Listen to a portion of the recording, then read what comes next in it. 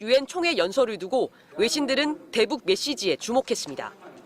로이터 통신은 이 대통령이 단기간에 비핵화는 어렵다는 현실적인 인식 아래 단계적인 해법을 통해 남북 신뢰관계 복원과 한반도 긴장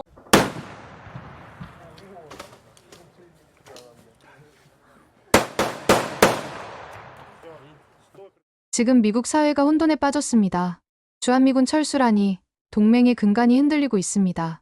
그러나 충격은 거기서 끝나지 않았습니다. 한국 국방부가 내놓은 첨단 시스템 앞에서 미국의 군사적 우월감은 산산조각 났습니다. 오만한 외국 장교는 결국 오열하며 참회의 글을 남겼습니다. 지금부터 숨겨진 진실을 공개합니다. 제 이름은 마이클 앤더슨, 미 육군에서 30년간 복무하고 대령으로 예편한 군인입니다. 제 군 생활의 절반은 한국이라는 낯선 땅에서 보냈습니다. 차가운 철책 너머로 북녘을 바라보던 기억이 아직도 선명하군요. 저희는 그저 군인이 아니라 한나라의 평화를 지키는 방패라고 굳게 믿었습니다. 한미동맹이라는 단어는 제게 단순한 군사협정을 넘어선 신념과도 같았습니다. 퇴역 후에도 저는 늘 한국의 소식을 주시하며 그들의 안보를 걱정했었죠. 버지니아의 자택 서재에는 한국에서 가져온 기념품들이 가득합니다. 빛바랜 태극기와 성조기가 나란히 놓인 액자를 볼 때마다 마음이 든든해지더군요. 저 깃발들이 한반도의 평화를 지켜왔다는 자부심이 제 남은 생을 지탱해 주었습니다. 한국은 스스로 일어설 힘이 아직 부족한 나라라고 생각했습니다. 우리의 도움이 없다면 언제든 위태로워질 수 있다는 것이 제 판단이었네요. 그래서 주한미군의 존재는 선택이 아닌 필수라고 여겼습니다. 그것이 제가 아는 유일한 진실이었습니다. 어느 화창한 봄날 오후, 저는 거실 소파에 앉아 뉴스를 보고 있었습니다. 갑자기 화면이 바뀌며 청와대를 상징하는 푸른 기와 문양이 나타나더군요. 한국 대통령의 특별 담화가 있다는 속보였습니다. 저는 대수롭지 않게 생각했죠. 아마도 늘 그래왔듯 북한의 도발에 대한 규탄 성명 정도일 것이라고 짐작했습니다. 화면 속 대통령은 차분했지만 단호한 표정으로 원고를 읽어 내려갔습니다. 그가 내뱉은 문장은 제 귀를 의심하게 만들었습니다. 그의 입에서 나온 말은 제 평생의 믿음을 송두리째 흔들어 놓았습니다. 전시작전 통제권의 완전한 환수와 주한미군의 단계적 철수를 논의하겠다는 내용이었습니다. 저는 순간 실소를 터뜨리고 말았네요. 저것은 분명 정치적인 수사일 뿐이라고, 미국의 관심을 끌기 위한 외교적 엄포일 뿐이라고 스스로를 다독였습니다. 한국이 우리 없이 국방을 책임지겠다는 말은 어불성설처럼 들렸습니다. 그들은 아직 준비가 되지 않았다는 것이 제 오랜 확신이었으니까요. 하지만 제 예상은 완전히 빗나가고 말았습니다. 몇 분 지나지 않아 제 휴대폰이 쉴 새 없이 울리기 시작했습니다. 워싱턴의 전우들과 국방부 동료들에게서 온 연락들이었죠. 모두가 충격과 혼란에 빠져 있었습니다. 이건 단순한 정치적 발언이 아니라는 사실을 깨닫는 데는 오랜 시간이 걸리지 않았습니다. 미 국무부 대변인의 어설픈 브리핑을 보며 저는 무언가 잘못되어 가고 있음을 직감했습니다. 수십 년간 이어져온 굳건한 약속이 이렇게 허무하게 무너질 수는 없는 일이었습니다. 저는 당장 전화를 들어 펜타곤에 있는 오랜 친구에게 연락했습니다. 수화기 너머로 들려오는 그의 목소리에는 깊은 당혹감이 서려 있었습니다. 그 역시 사전에 어떠한 정보도 받지 못했다고 하더군요. 워싱턴 전체가 한국의 갑작스러운 통보에 벌집을 쑤신 듯 시끄러웠습니다. 어떻게 이런 중대한 결정을 한마디 상의도 없이 내릴 수 있었을까요? 저는 단순한 혼란을 넘어 깊은 배신감마저 느끼기 시작했습니다. 우리가 바친 세월이 부정당하는 기분이었습니다. 도저히 앉아서 지켜보고만 있을 수는 없었습니다. 저는 그날 밤 곧바로 서울행 비행기 표를 예매했습니다. 제 눈으로 직접 확인해야만 했습니다. 동맹이 무너지는 현장을, 그리고 그들이 과연 어떤 대책을 가지고 그런 무모한 결정을 내렸는지를 말입니다. 제 마음속에는 한국에 대한 오랜 우정과 함께 설명할 수 없는 분노가 들끓고 있었습니다. 어쩌면 그들은 우리가 쌓아올린 평화의 가치를 너무 쉽게 잊어버린 것일지도 모른다고 생각했네요. 비행기에 몸을 싣고 창밖을 바라보며 수많은 생각에 잠겼습니다. 수십 년 전 처음 한국 땅을 밟았던 젊은 장교 시절의 제 모습이 떠오르더군요. 폐허 속에서 기적을 일궈낸 그들의 강인함에 감탄했었죠. 하지만 그들의 안보는 언제나 우리의 울타리 안에서만 가능했습니다. 이제 그 울타리를 스스로 걷어내려는 그들의 선택이 제게는 너무나 위험하게만 보였습니다. 저는 이번 여정의 끝에서 거대한 혼란과 마주하게 될 것이라고 예감했습니다. 인천공항에 도착했을 때 저는 예상과는 전혀 다른 풍경에 놀라지 않을 수 없었습니다. 공항은 조금의 동요도 없이 평온하게 돌아가고 있었습니다. 저는 당연히 사회 전체가 불안과 공포에 휩싸여 있을 것이라 생각했거든요. 하지만 서울로 향하는 내내 마주친 시민들의 표정은 너무나도 평온했습니다. 마치 아무 일도 없었다는 듯 모두가 자신의 일상에 충실한 모습이었습니다. 이 기이한 침착함이 저를 더욱 혼란스럽게 만들었습니다. 서울의 심장부로 들어설수록 제 머릿속은 더욱 복잡해졌습니다. 거리는 활기찼고 사람들의 얼굴에는 미래에 대한 불안감 따위는 찾아볼 수 없었습니다. 오히려 무언가 설명할 수 없는 차분한 자신감마저 느껴지는 듯했네요.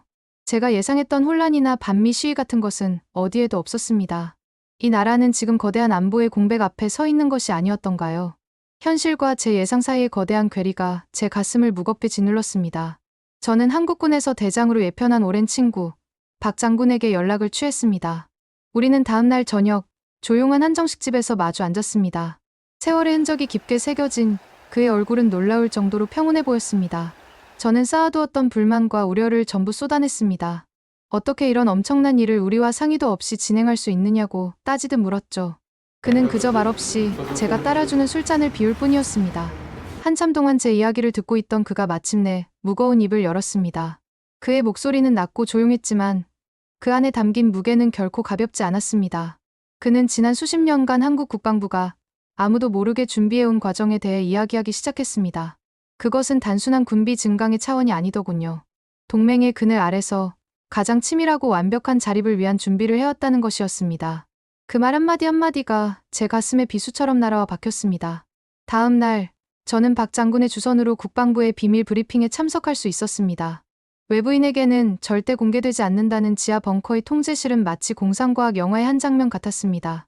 벽면을 가득 채운 거대한 스크린에는 한반도 전역의 모든 상황이 실시간 데이터로 표시되고 있었죠. 저는 그곳에서 한국이 독자적으로 개발한 인공지능 기반의 지휘 통제 시스템 K-프라임에 대한 설명을 들었습니다. 그 정교함과 기술력은 제가 상상했던 수준을 아득히 뛰어넘고 있었습니다. 안내를 맡은 젊은 장교는 막힘없는 목소리로 시스템의 우수성을 설명했습니다. 모든 정보가 단 하나의 지휘체계 아래 유기적으로 통합되어 인간의 개입 없이도 최적의 대응 방안을 찾아낸다고 하더군요. 저는 입을 다물 수가 없었습니다. 이것은 단순한 방어 시스템이 아니었습니다. 전쟁의 패러다임 자체를 바꿀 수 있는 혁신적인 무기체계였네요. 미군이 수십 년간 이뤄온 기술적 우위를 한국이 독자적으로 넘어섰다는 사실을 믿을 수가 없었습니다. 그날 밤 호텔로 돌아온 저는 뜬 눈으로 밤을 새웠습니다. 제 평생의 경험과 지식이 한순간에 무너져 내리는 기분이었습니다. 제가 알던 한국은 더 이상 존재하지 않았습니다. 그들은 더 이상 우리의 보호가 필요한 연약한 동생이 아니었군요. 오히려 그들은 우리조차 알지 못하는 사이에 스스로를 지킬 거대한 힘을 길러왔던 것입니다. 수십 년간 우리가 가졌던 우월감이 어쩌면 그들의 진정한 잠재력을 가리는 장막이었을지도 모른다는 생각이 들었습니다. 저는 깊은 자괴감에 빠졌습니다. 우리는 동맹이라는 이름으로 그들을 내려다보고 있었던 것은 아닐까요? 그들의 안보를 우리가 책임져 준다는 생각이 얼마나 오만한 것이었는지를 깨닫게 되었습니다. 진정한 동맹은 서로를 동등하게 존중하는 것에서 시작되어야 했습니다. 하지만 우리는 언제나 주는 쪽이었고 그들은 받는 쪽이라고만 생각해왔죠. 이제야 비로소 그들이 왜 그런 결정을 내렸는지 조금은 이해할 수 있을 것 같았습니다. 며칠 후 저는 한미연합훈련이 진행되는 포천의 훈련장을 찾았습니다. 그곳에서 저는 또 한 번의 충격을 경험해야 했습니다. 훈련의 지휘 통제는 완벽하게 한국군이 주도하고 있었습니다. 미군 지휘관들은 이전처럼 지시를 내리는 것이 아니라 한국군의 작전 계획을 검토하고 조언하는 역할에 머물러 있었습니다. 그들의 표정에는 당혹감과 함께 새로운 파트셔에 대한 존중감이 뒤섞여 있는 듯 보였습니다. 모든 것이 바뀌어 있었네요. 한국군 장병들의 움직임은 예전과는 비교할 수 없을 정도로 자신감이 넘쳤습니다. 최첨단 개인화기를 능숙하게 다루는 모습과 일사불란한 전술 기동은 경이로울 정도였습니다. 더 이상 미군의 지원에 의존하는 군대가 아니었습니다. 그들은 스스로의 힘으로 전장을 지배할 수 있는 완벽한 독립군으로 거듭나 있었습니다. 훈련이 끝난 후 한 미군 장교가 제게 다가와 나지막이 말하는 소리가 들렸습니다. 이제는 우리가 그들에게서 배워야 할지도 모르겠습니다. 훈련장을 나와 서울 시내로 돌아오는 길에 저는 많은 생각을 했습니다. 거리에서 마주친 젊은이들의 활기찬 모습을 보며 이 나라의 진짜 힘은 무기가 아니라 사람에게 있다는 것을 깨달았습니다.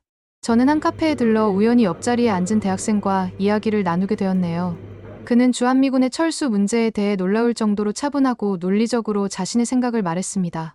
미군에 대한 감사는 잊지 않지만 이제는 스스로의 운명을 책임져야 할 때라는 그의 말이었습니다. 그의 눈빛에서는 맹목적인 반미 감정이나 불안감을 찾아볼 수 없었습니다. 대신 자신의 나라에 대한 깊은 신뢰와 자부심이 담겨 있었죠. 그는 이것이 결별이 아니라 진정한 친구 관계로 나아가는 과정이라고 생각한다고 말했습니다. 그 청년과의 짧은 대화는 제게 그 어떤 전략 보고서보다 더 큰 울림을 주었습니다.